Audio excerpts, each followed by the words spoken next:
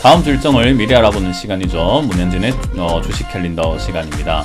자, 이번 주도 여러분들이 다음 주 일정을 미리 알 수 있다면 얼마나 좋을까 고민 많이 하시잖아요. 뭐 단타도 할 수 있을 거고 미리 준비도 할 수 있을 거고요. 근데 그거 미리 알아내려면 준비하기 어렵잖아요. 그거 제가 여러분들께 알려드리도록 하겠습니다. 하루에 5분만 투자하시면 여러분들께 쉽게 알려드릴 테니까요. 오늘도 따라와 주시면 좋을 것 같습니다. 도움 되신다면 좋아요와 구독 그리고 알람 설정까지 반드시 부탁드리면서 바로 출발해 보도록 할게요. 자, 일단 월요일입니다. 백지죠. 아무것도 없습니다. 뭐 이렇다 할 만한 일정이 없어서 제가 비워뒀습니다. 뭐 딱히 뭐 언급할 만한 일정이 별로 없더라고요. 그래서 월요일은 조금 그냥 뭐 무난하게 흘러가지 않을까 생각을 해볼 수 있을 것 같고요.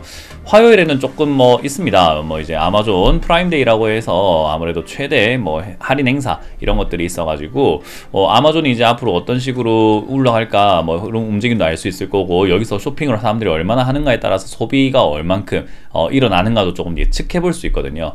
그래서 아마존이 뭐 이 프라임데이라는 것을 해가지고 할인 행사를 한다고 해가지고 뭐 주가가 급등을 할 것인가, 뭐 그렇지는 않을 것 같은데, 뭐 그래도 일단은 저기서 지금 요즘 소비가 둔화가 되고 있다라는 부분이 어느 정도인지 예상해 볼 수 있는 지표가 되지 않을까 싶어요. 그래서 저거에 따라 가지고 쇼핑 관련주가 좀 움직일 수 있다 생각이 들고요. 슈퍼주니어가 컴백을 한다고 합니다. SM 엔터테인먼트 소속 그룹이죠. 그래서 이번에 정규 11집을 낸다고 하는데, 뭐 굉장히 왕성하게 활동을 하고 있고 팬덤이 두터운 그룹이다 보니까 SM 엔터 관련주들 좀 움직일 수 있지 않을까. 뭐 지난주부터 해서 이번 주까지 계속해서 뭐 많은 그룹들이 컴백을 하고 있는 것 같아요. 그래서 엔터주들이 조금 이렇게 활발하게 움직일 수 있는 모멘텀이 될지는 좀 지켜봐야 될 것 같습니다. 자, 그리고 수요일입니다. 수요일에는요, 바이든 대통령이 중동을 방문한다고 합니다. 중동 방문해서 뭐 하는데요? 뭐 중동하면 생각나는 게 뭐 있습니까? 기름이죠. 예, 맞습니다. 기름하고 에너지 이런 쪽으로 이야기를 많이 할 것 같다 생각이 들고요. 요즘 유가가 뭐 급등을 했다가 좀 빠지고 있거든요. 소비 둔화 때문에요. 그래서 이거를 감산할 것인가 아니면 증산을 할 것인가 뭐 이런 이야기들 논의할 것 같아요. 그리고 앞으로 기름 에너지뿐만 아니라 뭐 태양열 그리고 뭐 풍력 에너지, 신재생 에너지 이야기들도 좀 많이 할 수 있을 것 같고, 그리고 아무래도 기름을 이렇게 채굴하는 그런 기업 그 국가들은요, 에너지뿐만 아니라 이제 기후에 관련된 책임도 요즘은 좀 이렇게 좀 강조가 되어 가고 있는 그런 과정이잖아요. 그래서 이제 그런 관련 통합적인 관련주들이 좀 움직일 수 있다 보시면 좋을 것 같고요.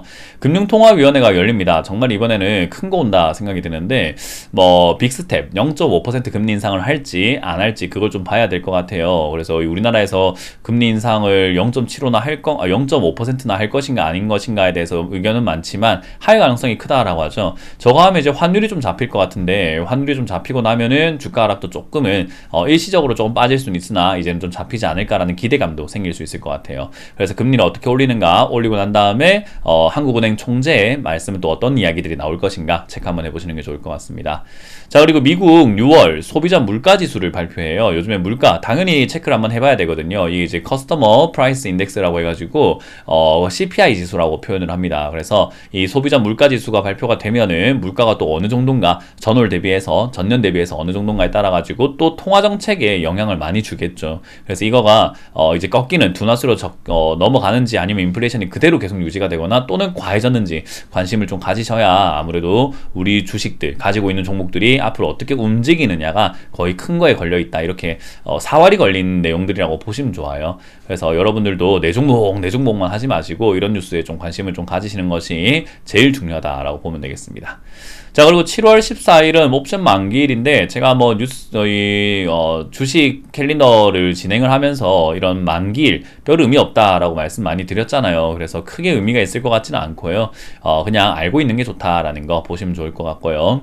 자, 그리고 6월 생산자 물가 지수도 미국이 발표를 해요. 그래서 이거는 PPI 지수라고 해요. 그래서 PPI 지수는 어느 정도가 나올 것인가, 프로듀서 프라이스 인덱스인데요. 이것도 마찬가지로 생산자 물가 지수이기 때문에 생산하는 사람들은 원가가 얼마나 지금 비싸져가지고 싸게 사와가지고 얼마나 이렇게 되는가, 생산자가 느끼는 물가는 어떤가인 거거든요. 그래서 이제 이런 것들도 물가 상승 요인에 굉장히 또 큰 반영을 하다 보니까 체크하시는 것이 좋을 것 같습니다.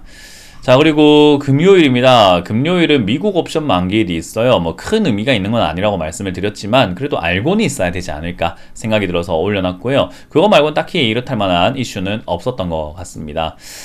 일단 다음 주도 약간 좀 파란만장할 것 같아요. 아무래도 금융통화위원회가 저는 제일 포인트이지 않을까. 그리고 물가지수, PPI 지수랑 뭐 CPI 지수 이런 것들이 좀 제일 큰 포인트가 되지 않을까. 어쨌든 내 종목도 중요한데 이 지수, 더러운 이 지수의 하락이 끝나야 될 거 아닙니까? 이 도대체 언제 끝날까? 도대체가 알 수가 없죠. 근데 어느 정도 힌트를 찾을 수 있는 게 바로 저런 물가 지수들이기 때문에 여러분들도 좀 관심 있게 보시고 금리 인상 얼마나 할 건지도 관심 있게 좀 보신다면은 이 하락이 끝나는가 아니면 좀 더 지속이 될 건가를 예측할 수 있을 것 같습니다. 자, 어쨌든 다음 주도 제가 포인트로 잡아드린 일정들 잘 체크 한번 해보시길 바라면서 다음 주도 성공 투자 기원하도록 하겠습니다. 지금까지 문현진의 주식 캘린더 시간이었습니다. 고맙습니다.